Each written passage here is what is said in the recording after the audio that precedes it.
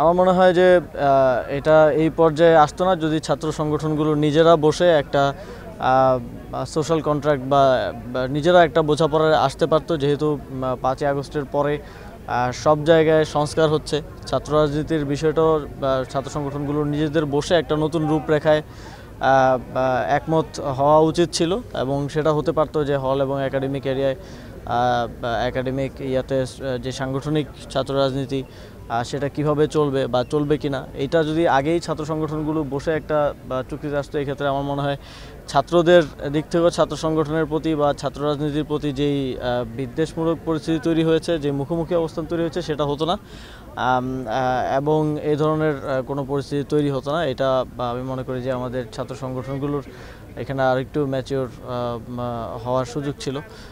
তবে ছাত্র রাজনীতির এখনও যদিও ঢাকা বিশ্ববিদ্যালয় হলগুলোতে ছাত্র রাজনীতি নিষিদ্ধ করেছে, কিন্তু তারপরেও আরও অনেকগুলো বিষয় আছে যেগুলো ডিসপিউটেড। আমি মনে করি এই বিষয়গুলোতে ছাত্র সংগঠনগুলোর নিজেদের বসে একটা শিক্ষার্থীদের দাবি অনুযায়ী শিক্ষার্থী বান্ধব একটা সিদ্ধান্ত নিয়ে ছাত্র রাজনীতি আগামীতে কীভাবে চলবে একটা রূপরেখা প্রণয়ন করে নিজেদের মধ্যে একটা কন্ট্রাক্টের মতো করে 90 আপনারা জানেন যে পরিবেশ পরিষদের মাধ্যমে একটা বোঝাপড়া হয়েছিল, সেরকম একটা বোঝাপড়া হতে পারে এবং তার ভিত্তিতে আগামীতে চলতে পারে। বিশ্ববিদ্যালয় কর্তৃপক্ষের সিদ্ধান্তকে আপনি কিভাবে দেখছেন, বন্ধ করার সিদ্ধান্তকে?